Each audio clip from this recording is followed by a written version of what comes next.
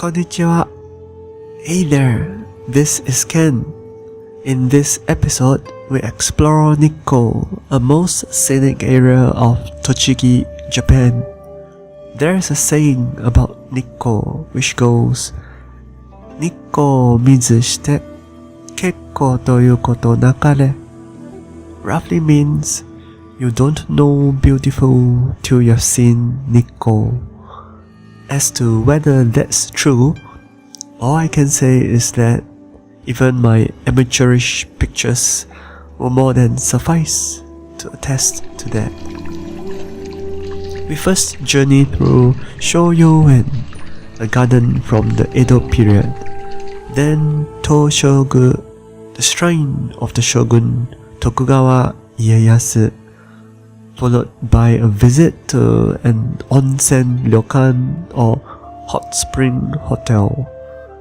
I'll space out the commentary this time and just let the beauty of Nikko reach you. So sit back, relax, and enjoy. Lush, velvety moss spreads across the grounds, a carpet of green. Japanese maple trees display a dazzling array of sunset yellow to crimson red.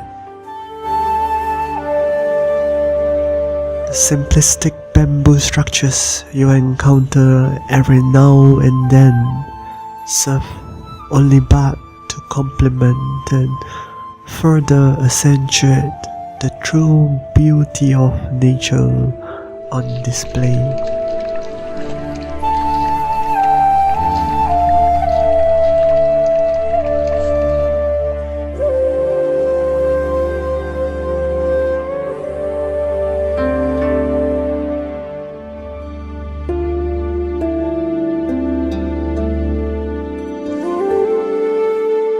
Shōyō-gū is said to be modeled in the likeness of Lake Biwa, hence the pond in the center of the garden. As I trod along the pathway, I marveled at how picturesque every part of the garden looked, from the moss to the fallen koyo on Japanese maple leaves. The colors, the composition of each element gently display the beauty of nature for you to appreciate at your very own pace. The striking red of what was green coaxes you gently but surely to look upwards, and upwards I looked.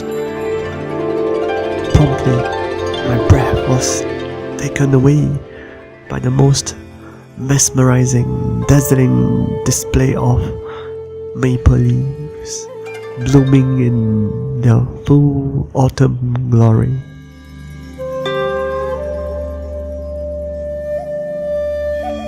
Apart from the pond, the flowing water you encounter every now and then offer a pleasing balance. Ripples of soothing water amidst a garden cultivated, yes, but if only for the sake of presenting to you natural beauty.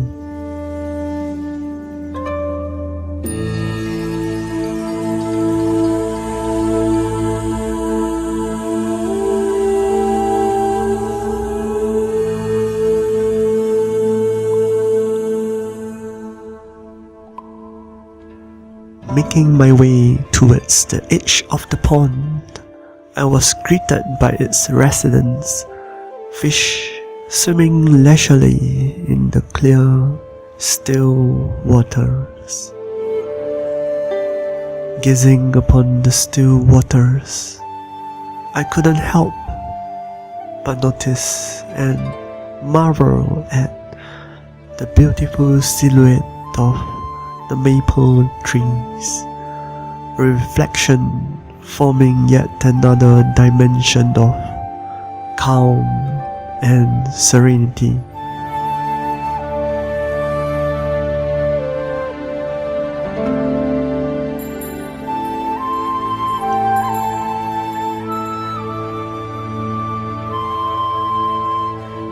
And the lush carpets of moss. I've always been drawn towards moss, money moss and all that. So the various kinds of moss caught my attention.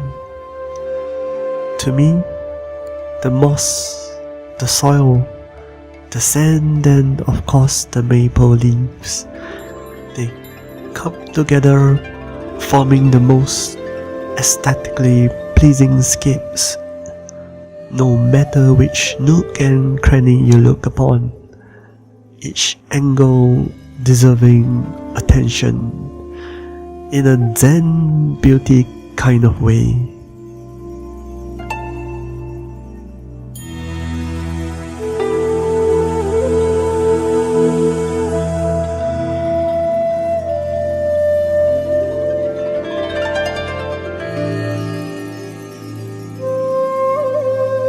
And thus ends my saunter through Shōyō, a garden of such beauty that it all seems surreal to me till this very day.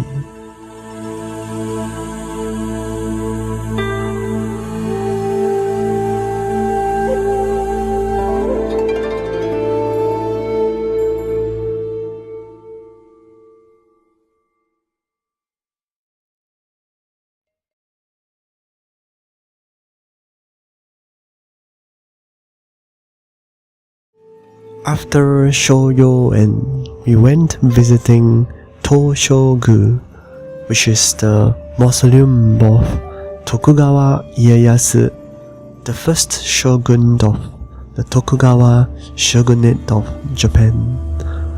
The very remains of Tokugawa Ieyasu lies enshrined within Tōshō-gū, and I couldn't help but feel a spiritual grace just emanating from the grounds. I mean, look at this. It simply feels out of this world.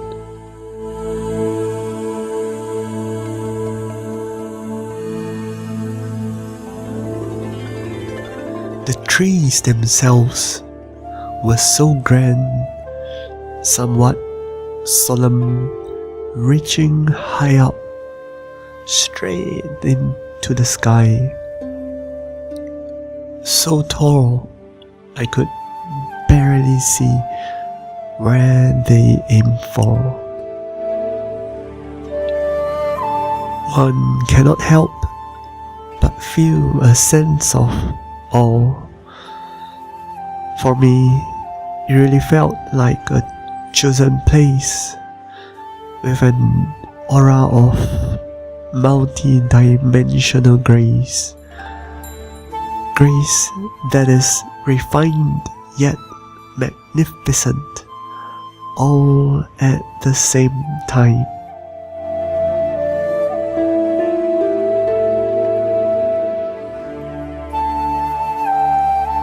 The grandness of the place is one that I cannot fully convey in words. It was as though time itself stood still in the Edo period, and that we were no longer tourists, but just common folk offered the honor and rare chance to pay our respects to the grand ancestor of the Tokugawa clan of shogun leaders.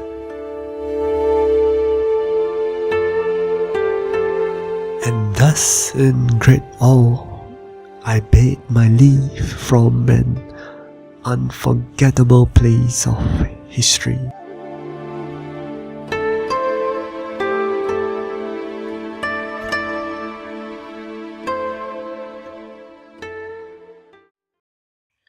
We continued our journey into the mountains of Nikko, taking in the autumn beauty of the mountains and trees that surround us so.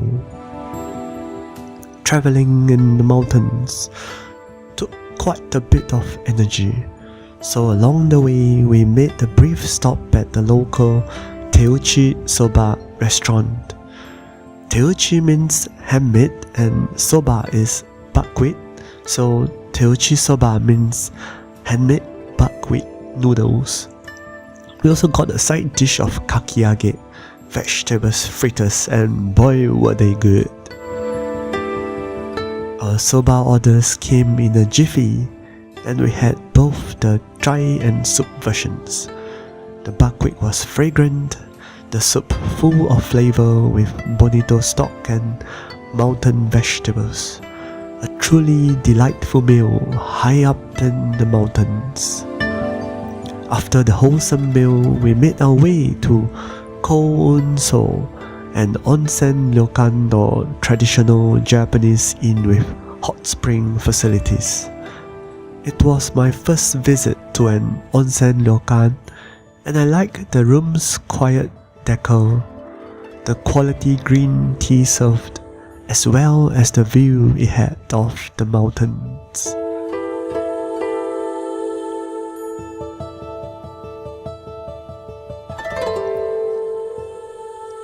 I then went for a good soak in the open air hot spring.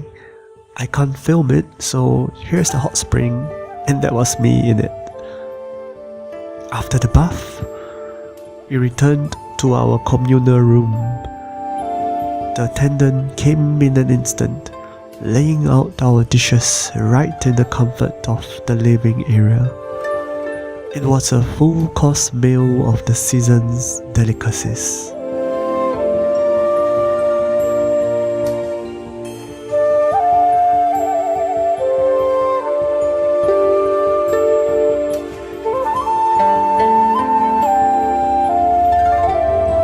I particularly enjoyed the ayu, which is a seasonal sweet fish. It was served broiled with just a sprinkle of salt and didn't have prickly bones. Apparently, the ayu feeds only on aquatic moss, which could explain why it's so sweet and light tasting, nothing like any fish I've had before. I guess I like all things related with moss. There are over a dozen items in the dinner spread, easily over 3 times of what I usually eat. So to my own surprise, I somehow managed to outdo myself and wolf down everything right to the last bit. Except for this 5-piece taster set you see here of Tochigi's finest jizake or local sake. When part of the ingredients read Kinu or Ogre's Wrath, you just know these are gonna pack a potent punch. Each had its own character, and from dry to sweet, I enjoyed every one of them.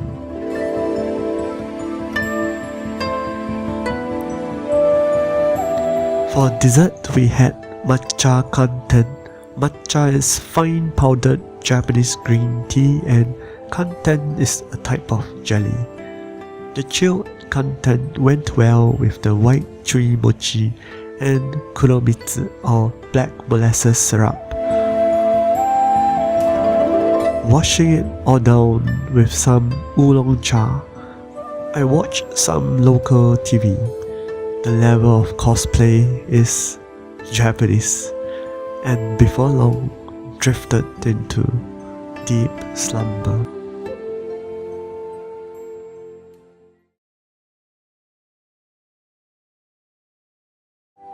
Breakfast was an assortment of wholesome country fare.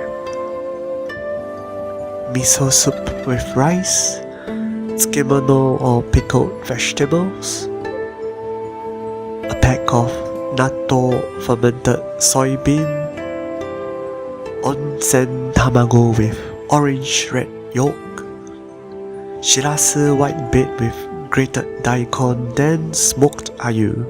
This time though, the highlight was the content with zesty pineapple, which perked us up as we packed our belongings and headed for none other than Edomura, the wonderland set in the theme of the Edo period, which I'll cover in the next episode. 見ていただきありがとうございました。This has been Ken from Singapore, and thank you for watching. Peace out.